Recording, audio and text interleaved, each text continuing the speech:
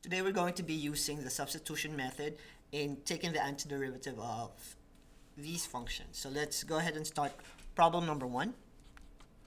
We have the integral of x all over x squared plus 4 dx.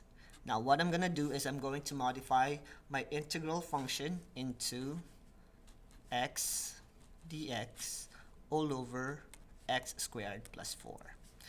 And this way I'll be able to see my variable u, which is x squared plus 4. And if I take the derivative of u, which is 2x dx, I'll be seeing that x dx is identical to my derivative function over here. So in this case, I only need to get rid of 2 by x dx, and I'm going to do that by multiplying both sides by 1/2.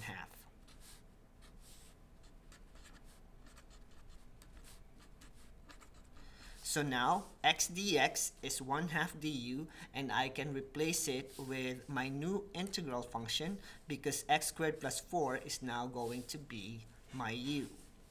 So my new integral function will be 1/2 du all over u. So x dx is now 1/2 du, and this is now my u function. So now I have a consistent integral function with respect to u. So by using my constant rule, so 1/2 will be outside my integral function, and I'm going to integrate du over u. And by the integral rule, the derivative of 1 over u, or 1 over x, is ln x dx. So this will change into 1/2 times ln of u plus c. And if you want to be consistent with your original function, which is with respect to x, I can change u back to x squared plus 4.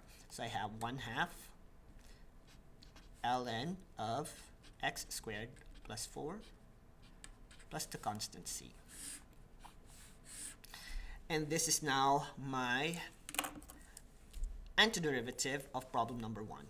Now, some version of the problem may give you this as an answer, and they're just the same because we're simply multiplying 1/2 to the function ln x squared plus 4. So that's for problem number 1. Now for problem number 2, we'll integrate 3x plus 2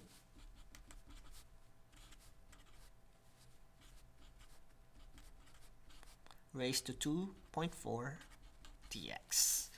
So here, this is pretty straightforward because we know that u is usually inside the parentheses or inside the radical. So u is now 3x plus 2. And if we take the derivative of u with respect to this variable, 3x is going to be 3 dx. And if you'll notice, we have dx over here, and this is our new u function raised to 2.4. So now all we need to do is to get rid of the constant 3 by dx so that it will be just dx in our integral function. So multiplied by 1/3. So this cancels out. So I have 1/3 du equals dx. So if I'm going to modify my integral function, it will now be an integral of 1 over 3 u to the 2.4 at yung, and we'll write du as our derivative function because dx is now du. So to use the integral rule, since I have a constant of 1/3, 1/3 will go outside, and I'll have u to the 2.4 du. And using the derivative rule, 2.4 plus 1 is 3.4. So I have 1/3 times u to the 3.4 all over 3.4 plus c. And if you want to simplify this further, 3 times 3.4 is 10.2. So we'll have 10.2 as our denominator and u raised to 3.4 plus c. Since we want to be consistent with our original integral function, u is returned to 3x plus 2 raised to 3.4 all over 10.2 plus c. So this is for problem number 2. Now for problem number 3, we have a combination of functions like e to the u and a trig function sine theta d theta. So for number 3, I have e to the cosine theta sine theta d theta. Now I will modify my function because now it looks a little bit confusing because there's so many terms in my function. So I will rearrange them and separate each function like so, so that I'll see my function u better. And in this case, I will set cosine theta as my u. So u is cosine theta.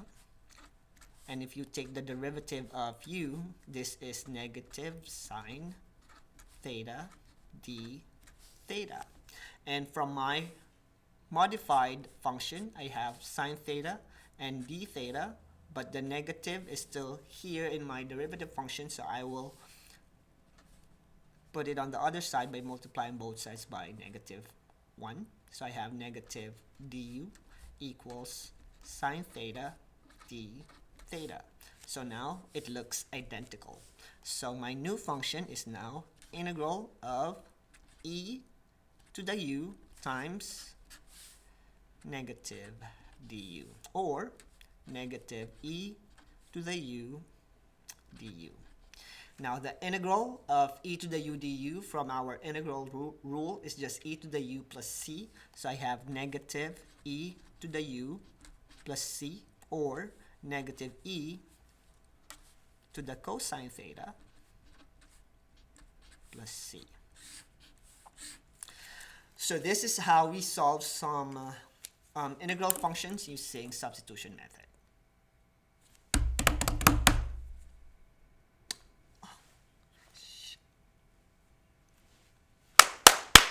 Now let's answer the last problem, number 4. I have the integral of x plus 1 all over x squared plus 2x raised to 3 dx. Now I'm going to modify my function right away.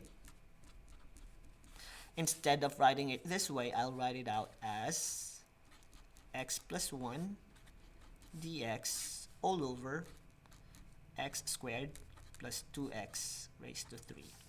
So it's all about how you write your function sometimes that it makes mathematics a lot easier. So here I have my parentheses, which is x squared plus 2x. I will set it as my u function.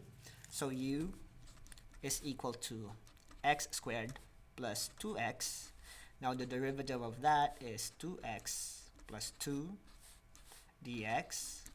And in this case, my numerator doesn't look the same as my derivative of u. However, if I factor out the 2, it will look exactly as x plus 1. So the derivative of u can be modified into x plus 1. 2 is outside, dx. And now we have an identical function. The only problem is 2, so I will multiply both sides by 1/2. And 1/2 du is now my x plus 1 dx.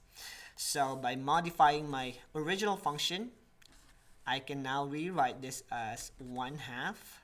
This becomes du all over u raised to the 3rd power. So by using the integral rule, constant rule of 1/2 outside the integral function, and I have u raised to -3 du.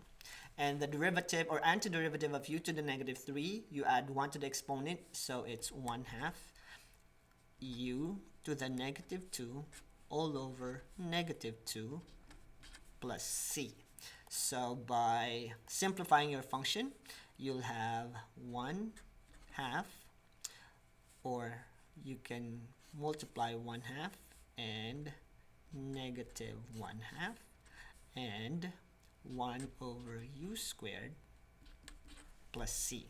So this is negative, so we'll have negative 1 over 4 times 1 over x squared plus 2x squared plus c.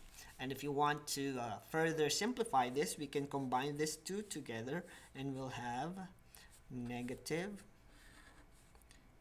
4x squared plus 2 squared plus c.